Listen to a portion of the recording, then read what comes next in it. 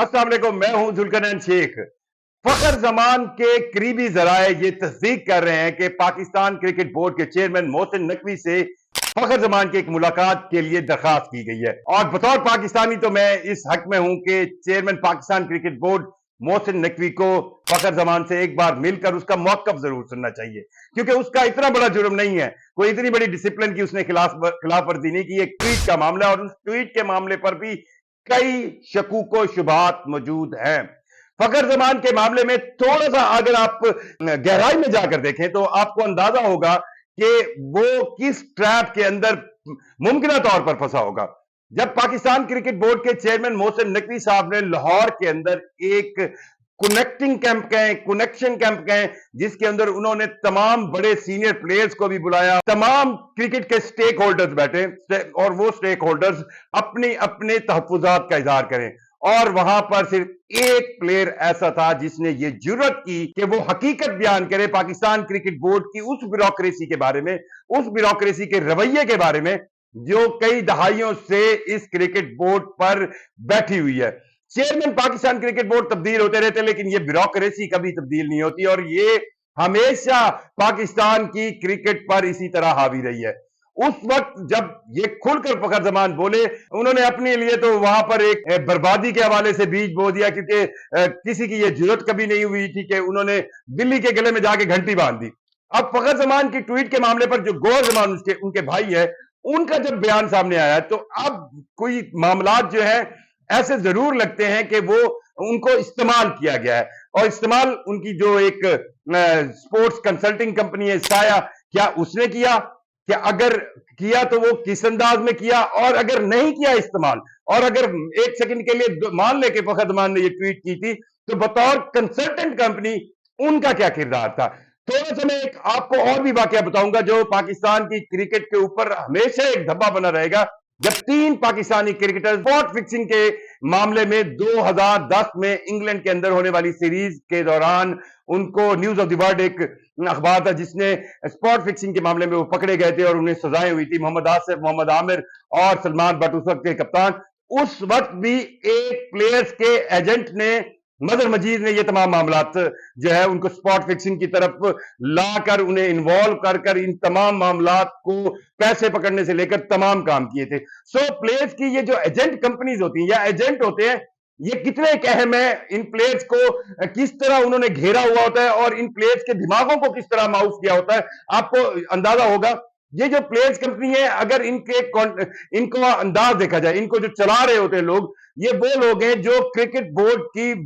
इर्द गिर्द मंडराते रहते हैं। सो इनकी रूट्स जो है पाकिस्तान क्रिकेट बोर्ड की ब्यूरोक्रेसी के अंदर बहुत तगड़ी होती है। और फखर जमान के मामले में अगर आप देखें कि क्या हुआ होगा, क्या फखर जमान ने ट्वीट खुद की और उसने कहा कि नहीं मैंने बाबर आजम के हक में ट्वीट करनी है, ठीक है, या तो ये मामला हो सकता है, या उसके नाम पर, उसके बिहार पर उसकी कंपनी ने ट्वीट की, या ये मामला हो सकता है। दोनों मामलों को अगर खोले तो इसमें कसूरवार ज्यादा कंपनी निकलती है। उसकी वजह क्या है? देखिए, अगर तो फखर जमान बतौर उनके, जब वो उनका एक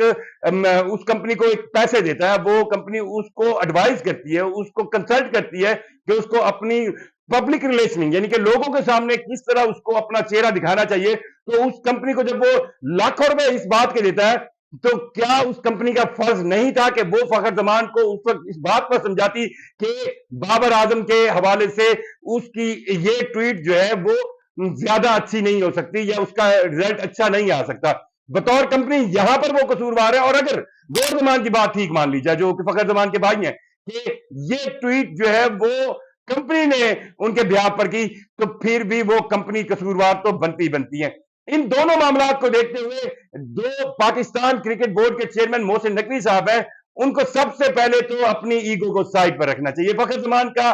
टैलेंट इतना बड़ा टैलेंट है कि उसको सिर्फ एक इस ट्वीट की पदाश में आप जाया नहीं कर सकते। प्लीज, मैं तो आपको यही कहूंगा कि आप फखर जमान को इस एक ट्वीट की पदाश में जाया नहीं कर सकते। मोहसिन नकवी साहब, आप उससे एक दफा मिले, आप उससे मिलकर आपको अंदाजा हो जाएगा, आप जहां दीदा शख्स हैं, کہ کیا وہ اپنی اس ٹویٹ پر اس کا موقف کیا ہے، اور فخر زمان جتنا ہم ان سے ملے ہیں بالکل سیدھا سادہ اور بالکل وہ کہتے ہیں نا کسی مکار انداز سے اس میں بالکل نہیں ہے، اور وہ آپ کو پتہ چل جائے گا کہ یار یہ کس حد تک اس بات میں ملوث ہے، اور اگر کہیں وہ ملوث بھی ہے تو کیا اس کا اب رویہ جو ہے اس پر وہ نادم ہے، اگر ہے تو کیا اس کو یہ اس غلطی کی معافی نہیں مل سکتی؟ ملنی چاہیے، بالکل ملنی چاہیے۔ جو معاملات محسن نقوی صاحب اس فخر زمان کے معاملے میں آپ نے جس طرح اقدامات کیے، جس طرح آپ سے شاید اقدامات پاکستان کرکٹ بورڈ کی بیوروکریسی نے کروائے ہیں، ان کو اگر آپ خود جج کر رہے ہیں، دیکھیں اگر اس کی ٹویٹ پر اعتراض تھا پاکستان کرکٹ بورڈ کو، آپ نے اسے ایک شوکاز نوٹس دیا، ٹھیک ہے، پھر آپ نے جب اس پر آپ نے شوکاز نوٹس کے بعد اسے جواب دیا، آپ نے اس پر میکسیمم سزا تھوپ دی، یعنی کہ میکسیمم سزا کہ ٹیم سے تو گیا آپ نے اس کو سینٹرل کانٹریکٹ سے بھی نکال باہر پھینکا، اور اس سینٹرل کانٹریکٹ سے نکال باہر پھینکنے کے بعد جب آپ نے پریس بریفنگ دی تو اس میں آپ نے کہا کہ ایک کمیٹی بنائی گئی ہے جو اس کو سنے گی اور وہ اپنی رائے دے گی، یعنی کہ سزا پہلے دے دی گئی، انکوائری ابھی باقی ہے۔ سو اس معاملے کو خدا را آپ بس اب کلوز کر دیں۔ فخر زمان بہت بڑے بڑے میچز اس نے پاکستان کو سنگل ہینڈڈلی جتوائے ہیں۔ فخر زمان ایک ایسا ٹیلنٹ ہے جو پاکستان کی کرکٹ میں اسپیشلی اوپننگ میں ایک عرصے بعد آیا تھا، مطلب مجھے تو یوں لگتا ہے کہ وہ سعید انور پارٹ 2 ہوگا۔ سو آپ اس کو ایک چھوٹی سی غلطی کے لیے اتنی بڑی سزا نہیں دے سکتے، آپ اس کو اگر معاف کر دیں گے اور اگر آپ ان سے ملاقات کر کے اپنا اس کا موقف بھی سن لیں گے تو کم از کم یہ ضرور ہوگا کہ پاکستان ایک بڑے ٹیلنٹ سے، ایک کرکٹنگ ٹیلنٹ سے جو ہے وہ محروم نہیں ہوگا۔ اگر آپ ایسا کریں گے، اگر ہم دیکھتے ہیں کہ فخر زمان کو اسی طرح ہی دیوار سے آپ لگا دیتے ہیں، آپ اس کو سینٹرل کانٹریکٹ بھی نہیں دیتے، آپ اس کو فٹنس ٹیسٹ کے معاملات پہ آپ کہتے ہیں کہ جی 6000 بہانے ہیں پاکستان کرکٹ بورڈ کی بیوروکریسی کے پاس کہ اس کو جی نہیں لانا، یہ نہیں کیا اس نے، یہ نہیں کیا، وہ کھڑا ہوا تھا تو اس نے اوپر دیکھا تھا، وہ بیٹھا تھا تو اس نے اس کی ہاتھ پہلے زمین پر لگ گیا تھا، کئی چیزیں ہیں جو اعتراض بنا دیں گے۔ تو فخر زمان بیچارے کو تو کرکٹ کھیلنے کے علاوہ کچھ نہیں آتا، پھر کیا ہوگا؟ جو کرکٹنگ ڈرین ہماری پاکستان میں شروع ہوئی ہے، جس طرح دوسرے پلیئر آپ دیکھ سکتے ہیں کہ ہمارے پاس سمیع اسلم، عثمان قادر، یہ سارے ریٹائر ہو رہے ہیں، وہ بھی ریٹائر ہو کے جا کے امریکہ وغیرہ میں جا کے کھیلنا شروع کر دے گا۔ کرکٹ کے علاوہ تو اس کو کچھ نہیں آتا نا، اس کا تو بریڈ اینڈ بٹر کرکٹ ہے۔ اور پاکستان کرکٹ بورڈ کو بھی یہ بات سمجھنی چاہیے، محسن نقوی صاحب آپ کو یہ بات سمجھنی چاہیے کہ کرکٹرز ہیں تو کرکٹ بورڈ ہے، کرکٹرز ہیں تو یہ اسٹیڈیم بن رہے ہیں، کرکٹرز ہیں تو کرکٹ بورڈ کے پاس پیسہ ہے، کرکٹرز ہیں تو یہ پورا سیٹ اپ چلے گا۔ آپ کی بیسک اینٹی کرکٹر ہے، یہ بیوروکریسی نہیں ہے جو دہائیوں سے بیٹھی ہے۔ اور آپ صرف آپ یہ دیکھیں نا، کوئی چیئرمین آ جائے، نیا چیئرمین آ جائے، یہ وہاں سے نہیں ہلتے، یہ ان کا اب سلیکشن کرائیٹیریا کیا ہے؟ اچھا جو دوسری حکومتی بیوروکریسی ہے اس میں تو پھر بھی کوئی سی ایس ایس کر کے آ رہا ہے، کوئی کس طرح آ رہا ہے، کوئی